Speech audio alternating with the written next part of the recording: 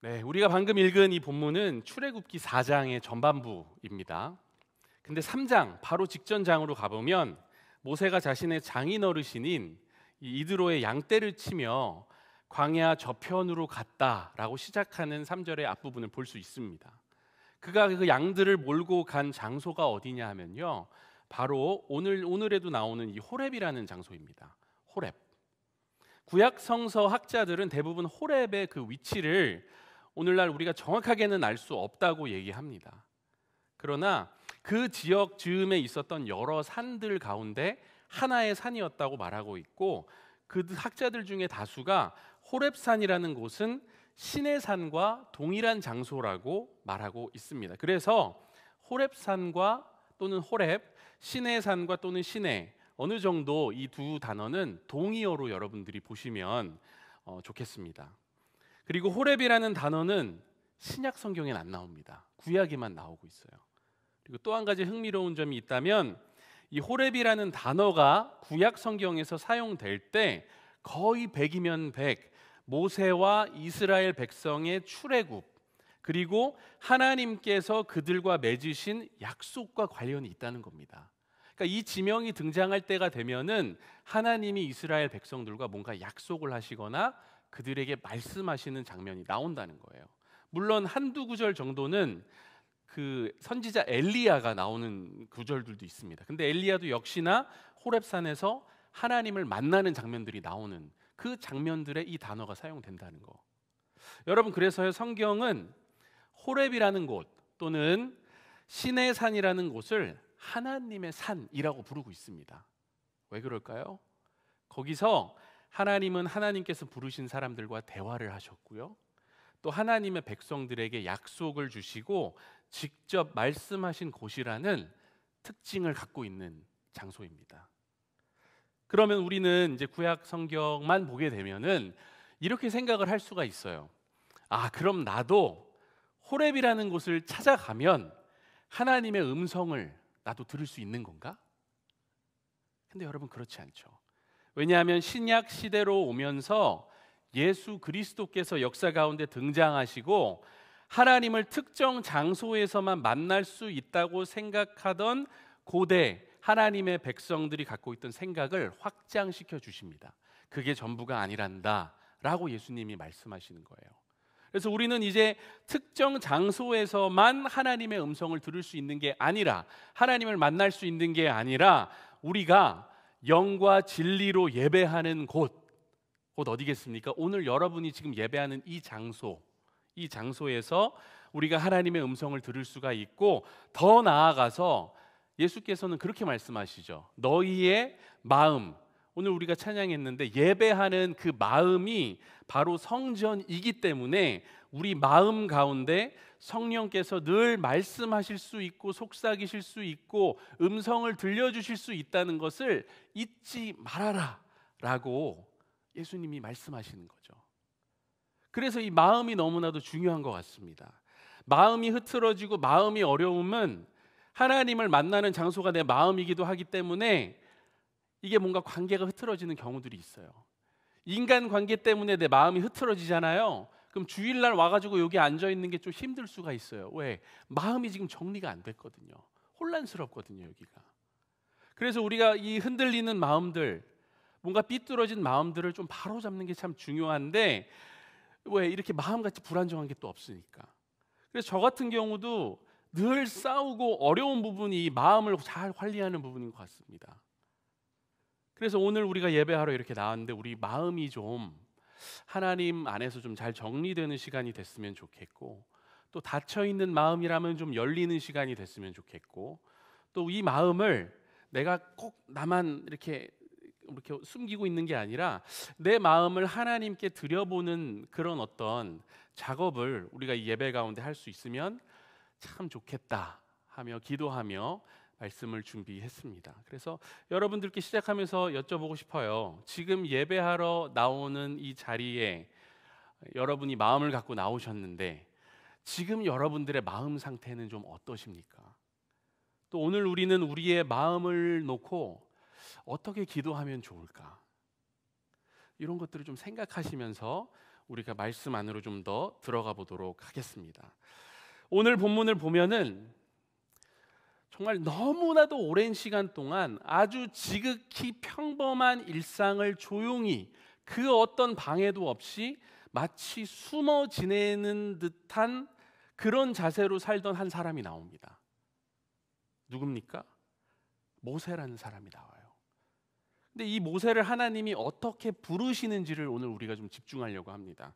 너무 신기한 건 오늘 본문에 나오는 이 모세라는 사람은 사실 그냥 늘 보내던 일상을 보내고 있습니다.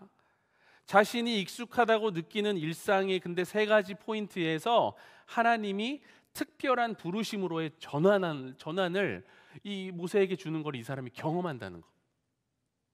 세 가지 영역. 그 세 가지가 여러분 어떤 영역이냐 하면 첫째, 익숙한 풍경입니다. 두 번째, 익숙한 도구입니다. 그리고 셋째, 익숙한 사람입니다.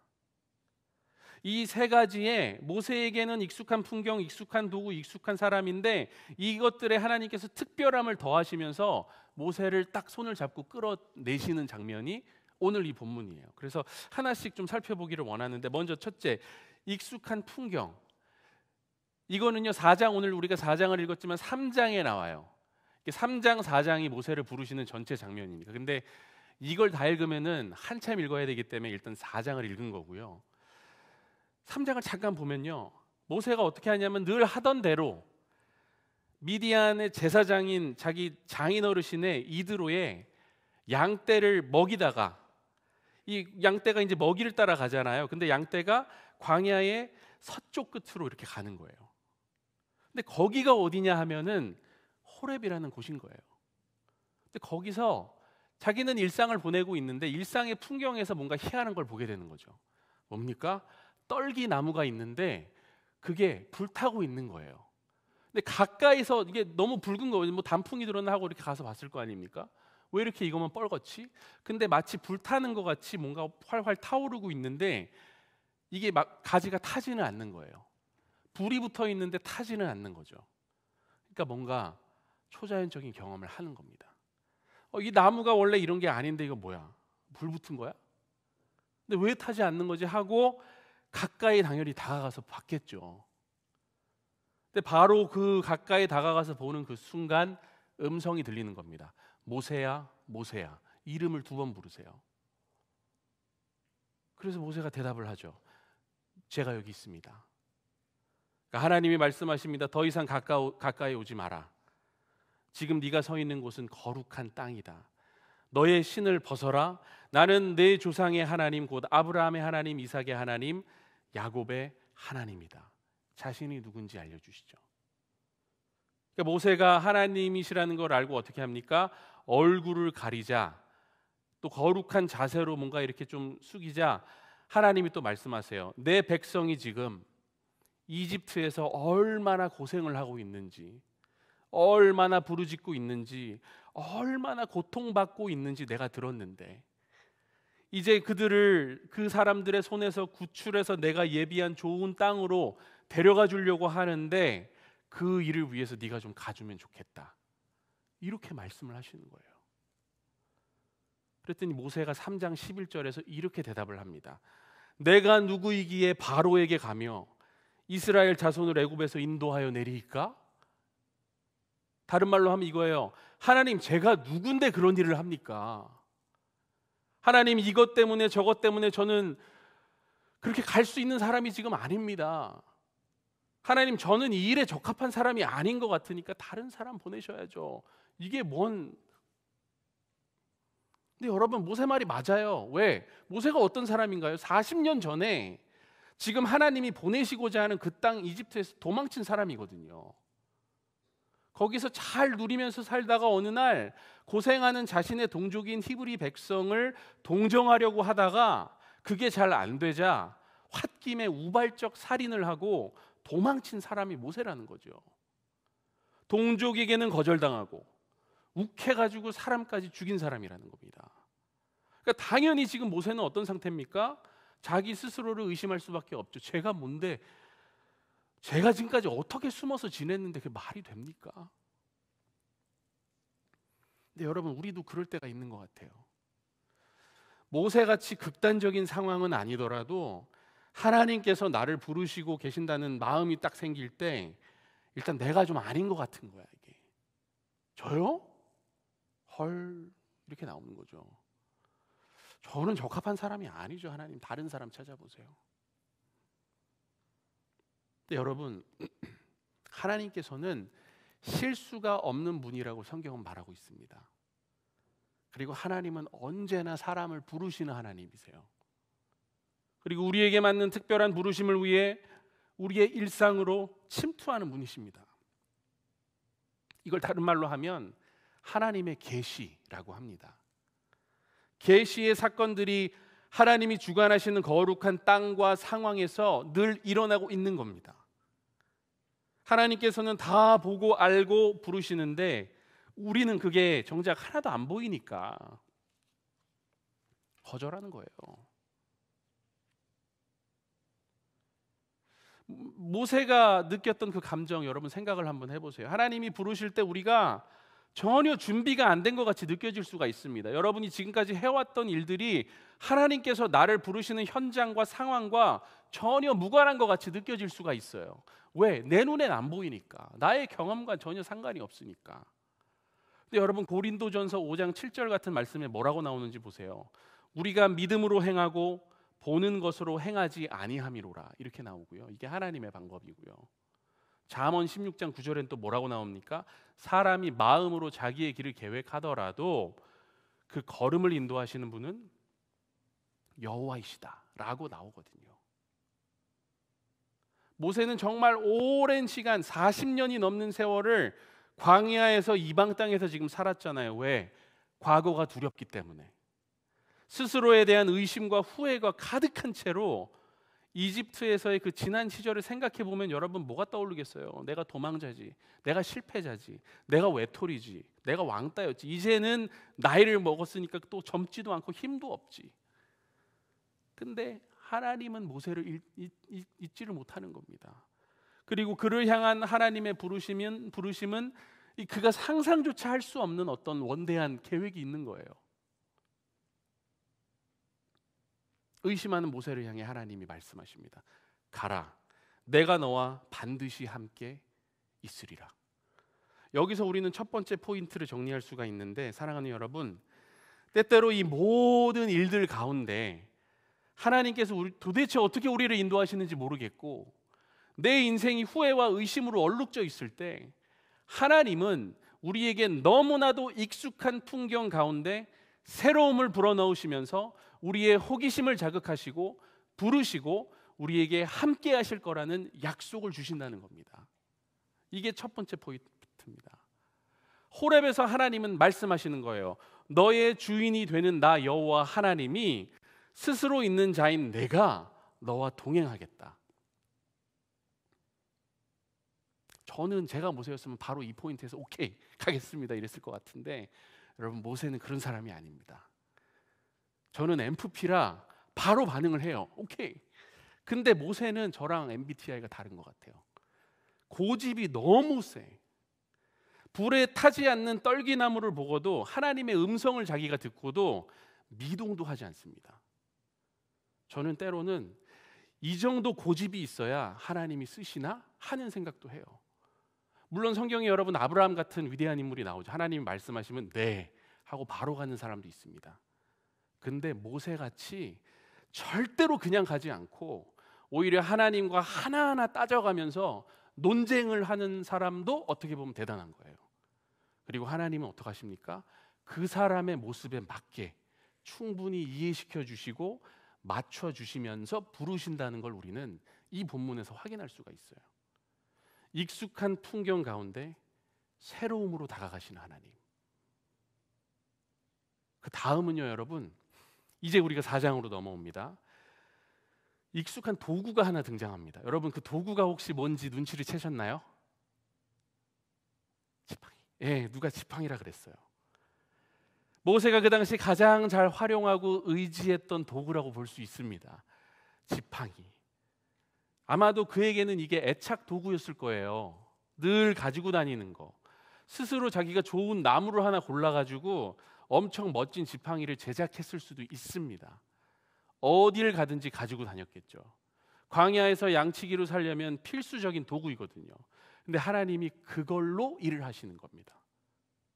저는 이 장면이 우리에게 시사하는 바가 너무 크다고 생각해요. 처음에는 익숙한 풍경의 새로운 역사를 베푸심으로 모세의 주의를 탁 끄시더니 이제 모세가 의심으로 가득 찬 마음을 딱 표현하자 그에게 가장 친숙한 도구인 지팡이로 시선을 돌리시는 거예요. 근데 여러분, 이거는 오늘날 우리를 부르실 때도 그럴 수 있습니다. 하나님께서 여러분과 저를 부르시고자 하실 때 우리에게 너무나 익숙하고 평범한 걸 갖고 부르셔서 실제로 우리가 그걸 눈치채지 못할 수도 있다는 거. 근데 그 눈을 누가 열어주시냐 하면 하나님이 열어주시는 거예요. 지금 너의 손에 있는 게 무엇이냐? 모세에게는 그게 바로 그가 늘 들고 다니던 지팡이였습니다. 근데 그 지팡이를 하나님께서 뱀으로 바꾸시고 모세가 그 꼬리를 집어들면 다시 지팡이로 바뀌는 그런 경험을 하게 하세요. 우리는 그가 백성들과 함께 출애굽하여 광야 여행을 하는 내내 그걸 갖고 다니는 걸 보게 됩니다. 홍해를 가를 때 탁 하잖아요. 우리가 오해하지 말아야 될 거는 지팡이 자체가 능력을 가지고 있는 건 아니죠, 당연히. 하나님은 그에게 익숙한 일상의 도구를 통해서 놀라운 일을 행하실 수 있다는 걸 보여주신 거고, 하나님이 함께 하신다면 아주 일상적인 도구라도 엄청난 능력을 발휘하는 데 도움을 줄 수 있다는 확신을 모세로 하여금 갖게 하신 거예요. 오늘 여러분의 지팡이는 뭔지 한번 생각해 보시길 바랍니다. 나에게 익숙한 거, 내가 잘 사용하는 거, 내 라이프 스타일에 잘 맞는 어떤 일상의 도구, 내가 일상에서 자주 활용하는 거, 이런 것들을 생각하다 보면 오늘 두 번째 포인트를 우리가 이제 정리할 수 있게 되는 겁니다. 그게 뭐냐 하면 나에게 너무나도 당연하고 익숙한 그것을 갖고도 하나님은 특별하게 일하실 수 있다는 거예요. 나는 이거를 이런 방향으로만 사용해 봤는데, 내 재능을 이런 방향으로만 사용해 봤는데 하나님은 그거를 다르게 사용하실 수도 있다니까요. 이게 너무 놀라운 겁니다, 여러분. 우리가 전혀 예상치 못했던 방식으로 내 일상의 도구를 사용하시는 하나님, 이거를 알려주시기 위해 우리를 부르시고 더욱더 큰 하나님을 보여주시는 거예요. 그리고 우리가 그거를 깨닫게 될 때 순종하는 마음이 생기는 거죠. 근데 이제 이쯤 되면 여러분, 아니 예를 들면 저는 지팡이는 아니지만 제 폰이 제가 늘 갖고 다니니까 땅에 던졌는데 갑자기 개구리가 됐어. 다시 집었더니 내 폰이 됐어. 이 정도를 내가 뭔가 경험했으면 갈 것도 같은데 모세는 여기서 아직도 주저하는 부분이 있습니다. 계속해서 치열한 대화를 이어가요. 성경을 읽는 우리는 정말 하나님이 충분히 말씀하시고 약속하시고 보여주셨겠구나 생각을 하게 될 정도로 대화가 이어집니다. 이쯤 되면 가야지 싶은데 의심하고 머뭇거리면서 이렇게 얘기합니다. 하나님, 그거 아세요? 이제 증거들을 통해서 보여주셔서 저 잘 알겠는데 저 근데 사람들 앞에서 좀 부끄러워가지고 제가 말 주변이 좀 없어가지고 저 말을 잘 못하거든요. 지금 이 얘기를 모세가 하는 거예요. 말 잘하는 사람 보내세요. 저는 바로 같은 왕 앞에 서서 뭐라고 얘기할지도 모르겠고. 이 시점에서 저는 모세가 혹시 ISTJ 정도 되지 않을까 그런 생각을 했어요. ISTJ 분들 무시하는 게 절대 아니고, 보세요. 엄청 조심스럽고 치밀하고 계획적이고 하나하나 다 각이 나와야 움직이는 사람의 모습을 지금 보여주고 있잖아요. 마음이 쉽게 안 움직이는 사람이에요. 모험 따위는 좋아하지 않습니다. 하나님, 전 아닌 것 같고요. 저 말고 정말 더 잘하는 사람 보내주시면 좋겠습니다. 바로 이 대목에서 하나님이 화를 내십니다. 저는 이것도 너무 좋아요. 왜? 여러분, 인격적인 하나님이시니까 마냥 기다리시면 되는 겁니까? 아니요. 인격적인 하나님이시니까 우리가 잘 알아듣지 못하면 더 세게도 얘기하시는 분이 하나님이신 거고, 저는 그게 더 좋아요. 제가 못 알아듣는데 알아들을 때까지 가만히 보시면 그게 여러분 뭐가 인격적인 거예요. 제가 가만히 모르고 있으면 야 이 녀석아 하면서 어깨를 툭 쳐주기도 하고 살짝 정신 차리라고 박수를 치기도 하고, 이게 인격적인 거죠 여러분. 그래서 더 강한 어조로 지금 하나님이 모세를 대하고 계십니다. 그래? 살짝 화가 나는데 모세야, 그러면 너의 형이 있잖니. 네 형 말 주변이 말을 참 잘하지 않니? 네 형이 아론과 함께 가. 그리고 마침 지금 아론이 너한테 오는 길이니까, 내가 지금 보이니까 지금 내가 너한테 한 얘기를 아론에게 그대로 전달해주고 너의 대변인이 너의 형 아론이 되게 해라. 자, 됐지? 이제 가서 이집트의 왕 앞에서 서서 내 마음을 전해. 빨리 자리에서 일어나서 지팡이를 들고 떠나거라. 여기까지 말씀하시는 겁니다. 여기서 우리는 세 번째 포인트를 여러분 만나게 돼요. 그게 뭐냐면, 하나님은 우리에게 너무나도 익숙하지만 동시에 전혀 생각지도 못했던 의외의 인물을 동역자로 붙여주실 수 있다는 겁니다. 저는 제가 여동생이 하나가 있는데 그 친구 이름이 미영인데, 야 너 미영이랑 같이 가서 이거 좀 해봐 하면 저는 진짜 안 할 거예요. 동생이랑 정말 정반대의 성향이고, 하나님 다른 거 다 괜찮아도 그거는 아닙니다 라고 얘기할 것 같거든요. 정말 생각지도 못했던 사람. 모세에게는 아론이 그런 사람 아닐까요 여러분? 형인데 형이랑 같이 가라는 거예요. 즉 여러분 뭐냐 하면, 하나님은 사명을 완수하기 위해 나를 부르시기도 하지만 나와 함께 할 사람들을 모으도록 인도하실 수도 있다는 거. 저 사람이랑 뭔가 같이 한다는 거 한 번도 생각해 보지 않았는데 하나님의 부르심 가운데 함께 일하게 되는 거예요. 공동의 목표가 생기는 겁니다. 늘 알고는 지냈어요. 근데 처음 호흡을 맞춰보는 거예요. 그리고 그 과정 가운데 이게 되네? 이 팀워크가 된다고? 이런 걸 깨달아가는 거죠. 모세 완벽한 사람 아닙니다 여러분. 그걸 누가 제일 잘 알겠어요? 형 아론이 제일 잘 알죠. 근데 아론도 여러분 보시면, 성경 보시면 완벽한 사람이 아니에요. 그걸 누가 제일 잘 알까요? 모세가 잘 알죠. 근데 하나님께서 더욱더 큰 목적을 위해 이 둘을 딱 붙여주시는 겁니다. 모세 완벽한 리더 아닙니다. 아론 완벽한 참모가 아니죠. 하지만 함께 하면서 완벽하지 않은 너와 나를 통해 일하시는 그분을 경험하는 거. 익숙했던 어떤 사람이 이제는 좀 특별해지는 그런 것을 경험하는 거. 우리를 부르실 때 나타나는 특징 중 하나라고 생각합니다. 여러분 이제 말씀을 좀 정리해 볼게요. 오늘 우리 세 가지 봤죠. 첫째, 하나님은 익숙한 풍경에 새로움을 선사하시면서 우리를 부르신다. 요거 기억해 주시고, 둘째, 하나님은 익숙한 도구에 특별함을 부여하시면서 우리를 부르신다. 이것도 기억해 주시면 좋겠고, 마지막으로 셋째, 하나님은 익숙한 사람에게 동역 의식을 불어넣어 주시면서 우리를 부르신다. 그리고 여러분 이 모든 것 위에 하나님께서 동행하실 거라는 약속을 주시는 거예요. 내가 함께 할게. 오늘 이 거룩한 예배의 자리로 나아오신 여러분을 하나님께서는 어떤 형태로든 부르시고 계시다는 걸 여러분들이 알고 계시면 좋겠습니다. 우리의 모습은 다 다릅니다 여러분. 옆에 보세요. 어떻게 저렇게 생겼어? 나랑 너무 다르잖아요. 근데 그 사람도 부르시고 나도 부르신다는 거예요.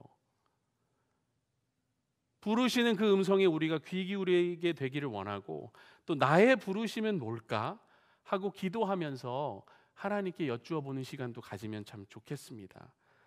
익숙한 풍경, 익숙한 도구, 익숙한 사람을 통해 일하실 하나님을 우리가 기대할 수 있으면 좋겠습니다. 네가 선 곳은 거룩한 땅이니 너의 발에 있는 신을 벗으라 말씀하신 하나님께서 오늘 우리 가운데도 동일하게 말씀하실 줄 믿습니다. 우리 찬양팀 나오실 때 이렇게 한번 서로 고백하면서 찬양과 기도의 마음을 준비하시면 좋겠습니다. 당신의 부르심을 기대합니다. 안 들려요, 안 들려요, 안 들려요. 우리 한 번 더 고백을 해볼게요.